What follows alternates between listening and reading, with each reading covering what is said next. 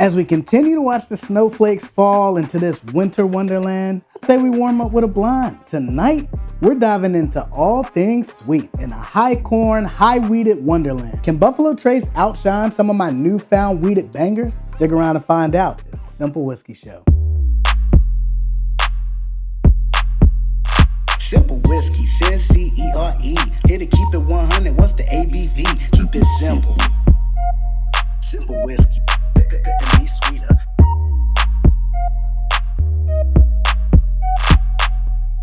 What's up, everybody? Welcome back to the Cynple Whiskey Show. I'm Cyncere, and tonight I'm blind tasting 4 sweet bourbons. We're going from $25 to $50 a bottle. Does price matter? Not tonight, because we going blind, baby. Nothing to my vices except for nose, palate, finish.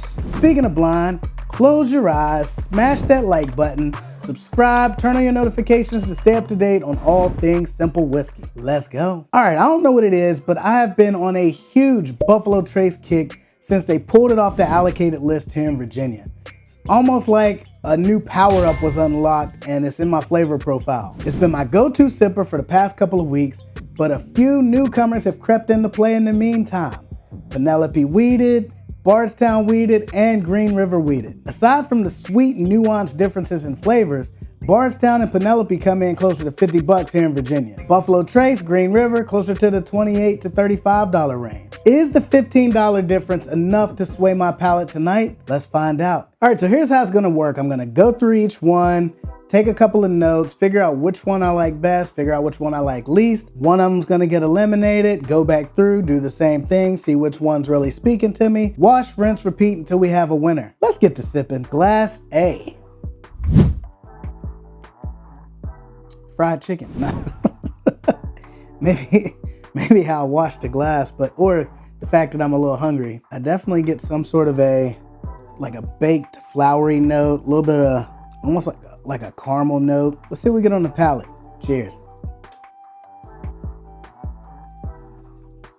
Okay, so I get a little bit of almost like a cherry note, a little bit of caramel coming through. Super smooth. Again, I think this one may be over 100, 95, 90, and 90, but it doesn't drink crazy hot for first pour of the night. Honey, caramel, some sort of a fruit, possibly a cherry note. Finish on this isn't over the top strong, just a light oaky note, nothing too crazy to write home about. Let's go into B and see what we get on B. So on the nose. Okay, so I get a little bit more complexity on this one. I get a little bit of that oakiness. The caramel note on this is like a richer burnt creme brulee type caramel. This one was more like a sweet, buttery caramel. This one's a little bit darker. Let's dive in for a sip. Cheers.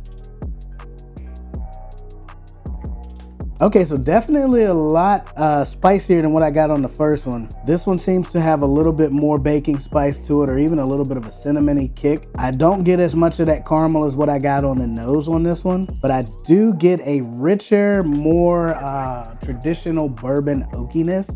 Super good though, I really like this. All right, let's see what we get on C. Man, I almost spilled some more again. Ooh. So this goes back to that richer caramel note. Definitely get something sweeter, like a creamier note on this one. Almost like not quite a peaches and cream, more so the cream from a peaches and cream than the peaches. A little bit of a fruitier note on this, but nowhere near like a deeper fruity note, but definitely a smooth nose. Cheers. Okay, so this one does give me a fruitier burst on the palate. After all that downplaying of how little of a fruity note I got on the nose, I get a little bit of a fruitier note on the palate. It's a lot more muted than B. B definitely had a lot more punch to it. C seems more like a little bit of a smoother sipper to me. Very sweet, very honey forward. And then whatever that fruitier note is, nowhere close to like a citrusy note, but definitely a brighter fruit note on this one. So let's dive into D.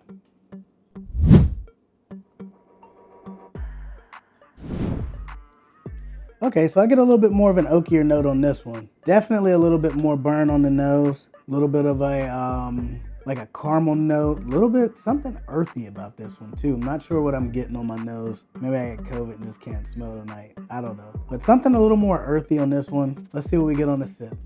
Cheers. This one's not as sweet as C. A little more regular bourbon-esque. Not as spicy as I was thinking. In my mind, I'm thinking of which is which in terms of proof based off of what I got on the palate, and so far I'm all over the place. No point in guessing. I assumed this was gonna need to be a little bit proofier. I do feel like this had a little bit more bite to it than C and A, but all right, after going through each of them, nose, palate, finish, the first one out is D. All right, let's go back through A, B, and C really quickly, figure out which one of these is actually gonna continue to move on. So glass A.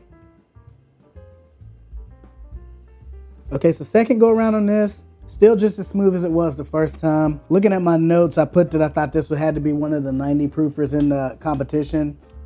Definitely doesn't stand out, doesn't punch you in the chest. That caramel note comes through, a creamier note comes through.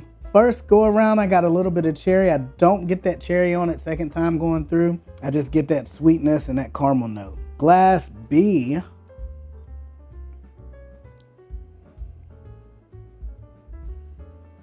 Glass B gives me that super, this is what I want in a bourbon note, a lot stronger. Not even that it's a lot more stronger, it's just a lot more complex oaky notes. A little bit of caramel, a little bit of something else sweeter, maybe even a honey note. So this one here is also really good. Before we eliminate one more, let's dive into C.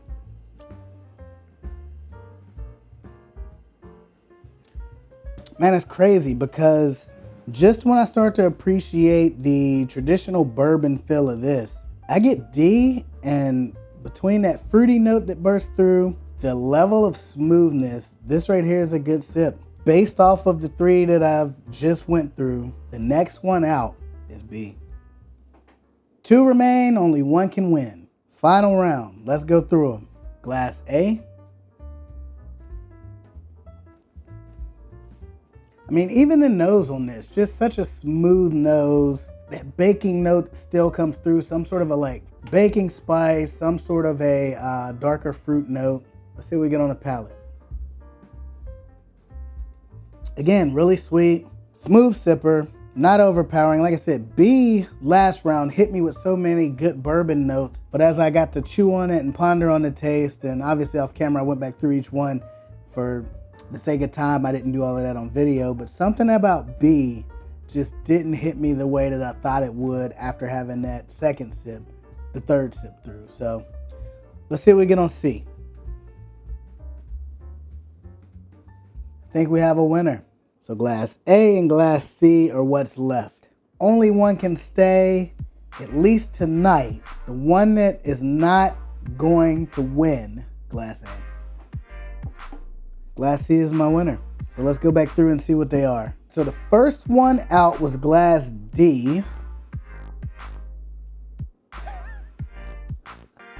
All right, start the video over. We got to go back to the beginning. Holy smokes. The first one out, Green River Wheated. Man, I just was back in the comments talking to somebody last week about the video that I done where this was actually featured in it and how smooth and how sweet this was. Looking at my notes, the big note that I had was not as sweet as the rest of them, which is crazy because I know this is sweet. I was also bragging about just how much I've drank of this one as opposed to the Penelope Wheated in the little amount of time that I've had the bottle. All right, neither here nor there. The second one out was B. The one I hadn't had in a while. Bardstown Wheated was my second one out. Again, in my mind, I thought I won't say what I thought.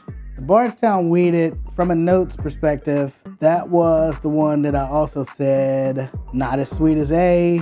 I thought it was a little more proofy, and it was. Matter of fact, I think this is 106 proof. It was a little more proofy, and it gave me some more of that quintessential bourbon note that I like. But when I went back through it off camera and had that third sip, something about the finish just didn't keep me to where I needed to be with A and C.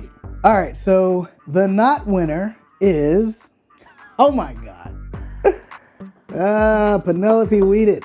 So I'll go ahead and spoil it. My prediction, based off of the review I did on this recently, I thought this would be last. This would be third, second, first. This is exactly what I was talking about again recently in my comments. When you go into a blind tasting, all bets are off.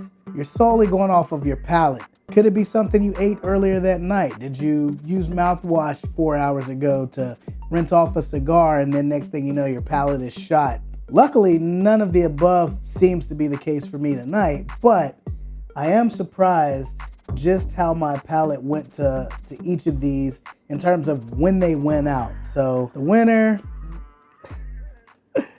you can crown me the new Tater King, but the winner tonight is Buffalo Trace. And again, this is such a go-to sipper for me as of late. I've always enjoyed this. This is one of the first pours that when I first started out, I was able to sip this neat and really enjoy it and didn't think, oh my gosh, this is hot, or I get that burn. It was like this, Elijah Craig and Woodford Reserve 00. But back then this was allocated. So for me, this was almost like a Friday night pour because you never knew when you were gonna get any more of it. And even at that, it might even have got as far as special occasion because you just didn't get it and they weren't doing drops as often. Well, now Virginia ABC has shifted to dropping randomly throughout any random week. And this is no longer on the allocated list. And they did do the smart thing of keeping it to one per person per visit. More often than not, you can walk in any ABC store in Virginia at least sometime during the week and pick you up a bottle of Buffalo Trace. I have this bottle. I think I have one on my shelf, and I do. And then I have two more in my case and then a decanter full of it. Because as of late, any weeknight, long day's work, get in some of these after hours chats and we're on till 2 a.m., 3 a.m. in the morning and I want a quick pour, then Buffalo Trace has been that for me. So surprised it won in a blind because again, during a blind, all bets are off. Very seldom does what you assume to be your daily sipper win your blind. So if you've had any of these, let me know your thoughts on them down in the comments below. Were you surprised at Buffalo Trace winning and full Tater Fandom coming through, or based off of your opinion of any of these that you've had, did you anticipate any of those winning out over another based off of the order that they went out in tonight? And if you like this blind, don't forget to check out the review I did on Penelope Wheated. And remember, life's too short to leave bottles unexplored, so explore them all and enjoy them with those that you love. And until next time, may your glasses be full and your stories be even fuller. Keep it simple. Cheers.